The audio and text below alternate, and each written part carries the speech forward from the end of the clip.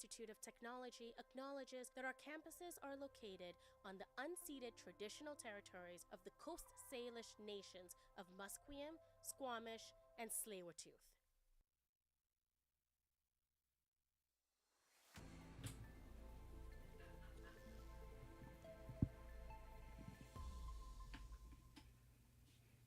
Good morning, I'm Tatiana Rowe, and these are your news updates at 10 a.m. A gray whale got hit by a jet ski in Kitsilano Beach Monday evening. It had been feeding there for about a week. The watercraft was moving so fast and hit the animal so hard it flew in the air for several meters. The collision was captured on video from multiple different angles. Chilliwack RCMP are investigating 2 assaults that happened early Sunday morning between midnight and 3 a.m. They are believed to be related. The first victim was located and treated for non-life-threatening injuries. The second assault occurred shortly after the victim had been transported to the hospital where they remain in serious condition. Both assaults happened on the 45,000 block of Wells Road. Police are asking anyone who may have captured the assault on their residential or vehicle cameras to come forward. A man died in a shooting in Surrey Monday afternoon.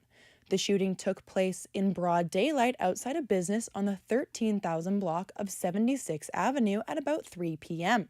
Despite life-saving efforts, the man was declared dead at the scene. Police say there have been no arrests made and are asking anyone with information to contact police. We now go to producer Leslie Rose with what our in-house reporters are working on today. Good morning. Our ex-Vancouver mayor Gregor Robertson is visiting BCIT today, and the NHL draft lottery is today. So one of our reporters is finding out what this means for Canucks merch sales. Also, the Doxa Documentary Film Festival is happening right now. Jacqueline will have more on that later in our long-form interview for the record. Back to you, Tatiana. Thank you. Prime Minister Mark Carney announced retired Supreme Court Justice Louise Arbour will become Canada's next Governor General. Carney says that Arbour will hold institutions accountable. Across more than 5 decades in every role she's held, the Honourable Louise Arbour has carried the same conviction, that a free society depends on institutions properly being held to account, that the law stands between power and the powerless, that the dignity of every person should not be a product of the accidents of geography, citizenship, or convenience. Arbour will replace current Governor General Mary Simon. United States military officials say the ceasefire is still holding with Iran despite attacks between the two yesterday on the first day of Project Freedom. General Dan Kane said in a news conference today that the U.S. had been attacked about 10 times from the Iranians, but the military has chosen not to restart full combat. The threshold of restarting is a political decision above my pay grade. What I'll say is it's more low harassing fire right now. It feels like Iran is grasping at straws to try to do something across the southern flank. He said Project Freedom's place is to escort international trade ships through the Strait of Hormuz, and they are pressing forward. An ocean-wide expeditions cruise ship is stuck off the Atlantic Cape Verde with an outbreak of a rare hantavirus. The virus is transmitted to humans through contact with infected wild rodents.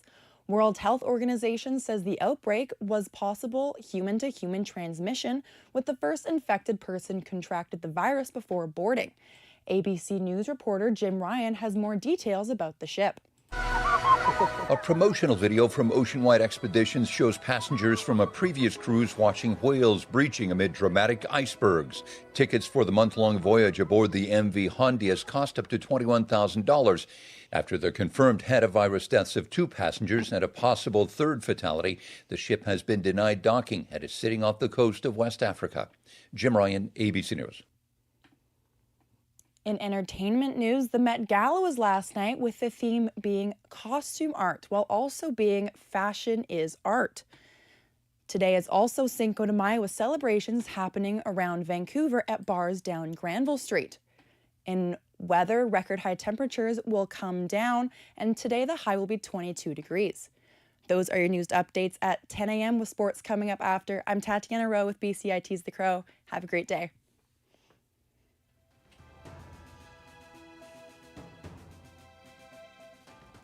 Stay tuned for more on BCIT's 1680 The Crow.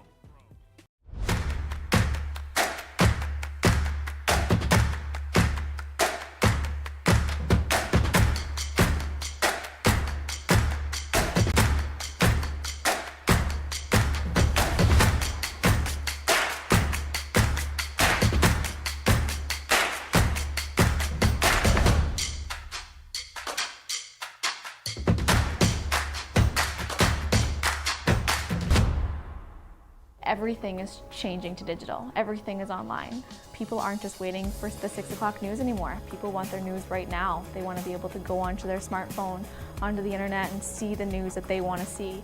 Vancouver is growing at, a really rapid rate, the Lower Mainland even, and with the tools that we're given here, we're able to cover all of that.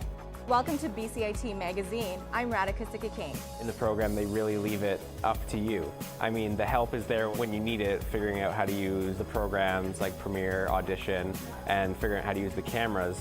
But it's up to you to sort of experiment and figure out what you can do when you go out in the field. They brought candles and flowers to remember the student who lost her life yesterday. Theresa May says the international community condemns Moscow. They really make sure that you know the basics and you are able to put out a quality product. I'm Brady Trettanero. And I'm Radhika Sikakane. Thank you for tuning in to BCIT Magazine.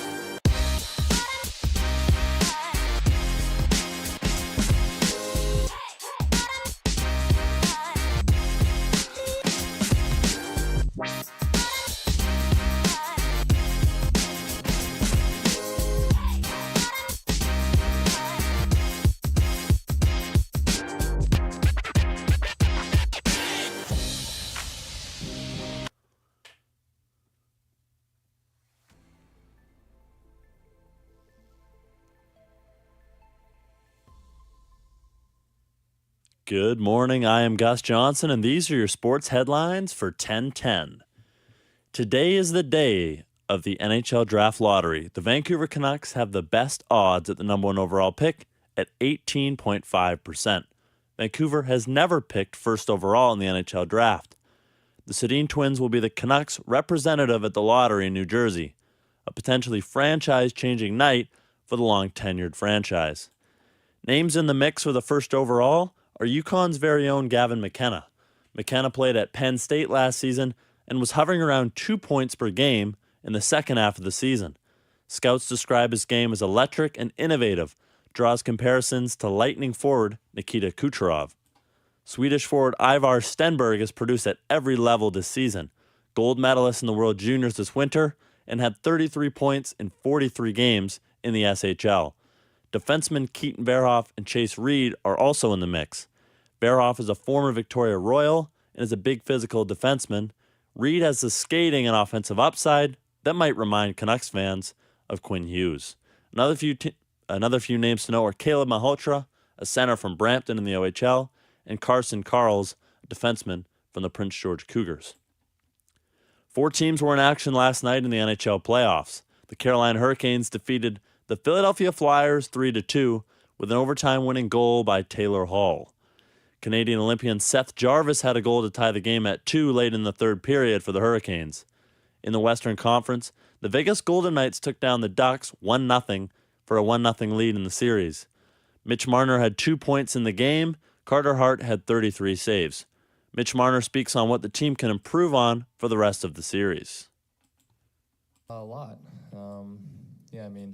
I don't think anyone in that locker room is pretty satisfied with that win. We know we got a lot better. We know we can play a lot better. I don't think we got to our ozone game at all. We gave him some good looks that Carter made some massive saves on. We know we got to be better. We know the series is going to get harder. That's how it always goes. So go home, take care of yourself, do what you got to do. We'll see what we got tomorrow, and from that point, just be ready for a harder game. The Nanaimo Clippers and the Prince George Spruce Kings are playing tonight in Game 3 of Round 3 of the BCHL playoffs. The Spruce Kings won the Coastal East Division, and the Clippers were runners-up to Cowichan Valley in the Coastal West. The other side of the bracket features the Brooks Bandits and the Cranbrook Bucks. Tampa Bay Lightning captain Victor Hedman says his personal leave in the playoffs was to address his mental health. Despite the importance of playoff hockey, Hedman decided to value his mental health over it. The Lightning ultimately fell to the Canadiens in 7 games. In baseball, the Blue Jays lost 5-1 to the Tampa Bay Rays. The Rays put up 3 runs on starter Eric Lauer before putting 2 runs on Spencer Miles in the 8th inning. The Jays had just 1 extra base hit in the game, marking their lowest of the season so far. Rookie outfielder Yohendrick Pinongo is now batting .500 in his first 5 games. Kevin Gausman will take the mound today at 3:40 for the Jays. Girls flag football has entered in North American high school sports. The New Jersey State Interscholastic Athletic Association has voted to sanction girls flag football as a varsity sport, beginning with the 2026-27 school year. The vote comes after a 2-year pilot program and several years of support from the NFL's New York Jets, New York Giants, and Philadelphia Eagles. New Jersey becomes the 18th state to sanction girls flag football as a varsity sport. NFL flag football says roughly 69,000 girls competed in high school girls flag football during the 2024-25 school year, up from 15,000 just 3 years earlier. I'm Gethin Coolbaugh.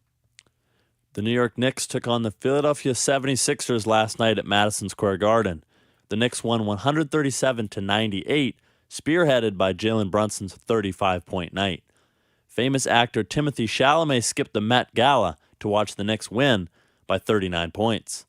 The Timberwolves and the Spurs opened their series in San Antonio. The T-Wolves won 104-102, despite Spurs All-Star Victor Wembanyama breaking the playoff record for blocks with 12.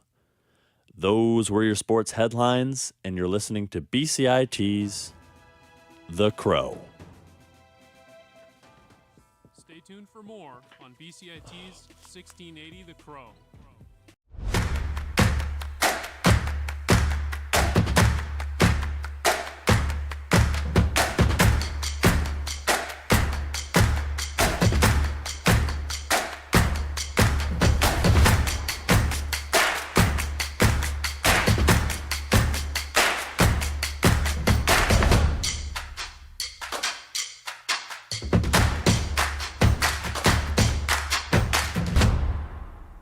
Everything is changing to digital. Everything is online. People aren't just waiting for the 6 o'clock news anymore. People want their news right now. They want to be able to go onto their smartphone, onto the internet, and see the news that they want to see.